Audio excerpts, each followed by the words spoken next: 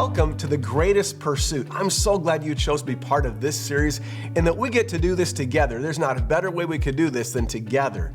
So what is the greatest pursuit? Like, what is the greatest, the most noble thing that any of us could go after? That's what we're going to talk about together, beginning tonight.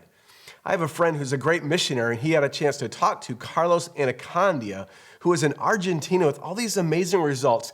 Hundreds of thousands of people are being born again and water baptized and even set free of demonic strongholds. And my friend went down to Argentina, had the privilege of talking to Carlos Anacondia, this great evangelist, and he said, tell me your secret. Like, how is it you do what you do and get the kind of results that you get?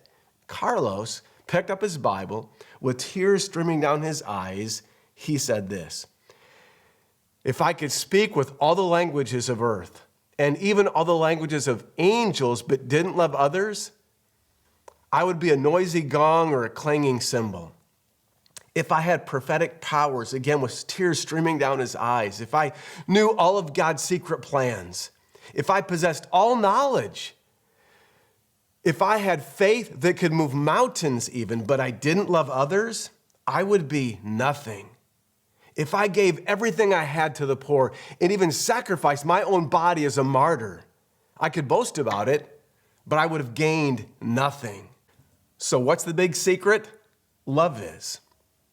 It's not only the big secret for missionaries, for every one of us. It is the most noble. It is the greatest thing. Love is the secret. Imagine this. What could happen to your life? I'm telling you, friend, there's a series of upgrades that come to your life as we discover what really is love. Like, what does love look like when it shows up at your door, and how do we receive and give that kind of love? That's what we're going to discover together in this series, The Greatest Pursuit. Today, we took at a couple things that I want us to talk about tonight. The first was we learned that love is nothing if it's not expressed through relationships. Isn't that true? Love is nothing if it's not expressed through people, the relationships that God has given us. Isn't it also true that one of our greatest challenges are people, the relationships? Why is it that we seem to love people that love us? Why is it we tend to sever from people who things get tough and things aren't always good? What could happen? What if the answer to our relationships was just some more love?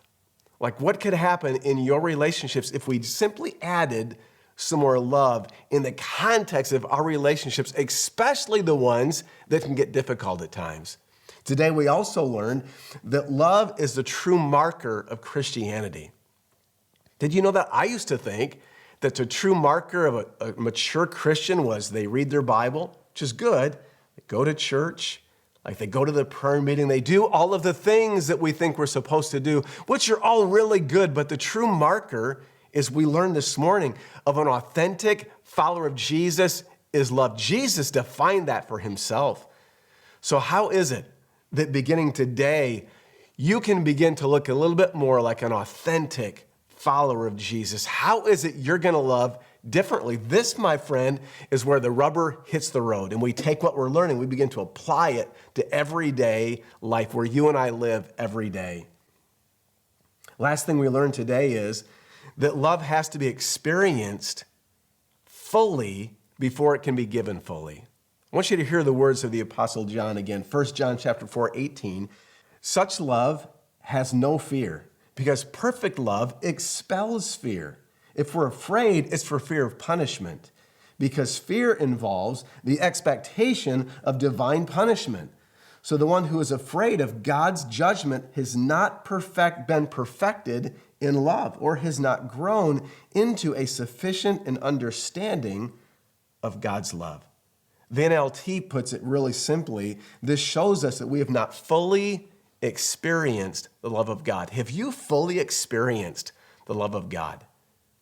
Like, what do you think that even means, to fully experience God's love?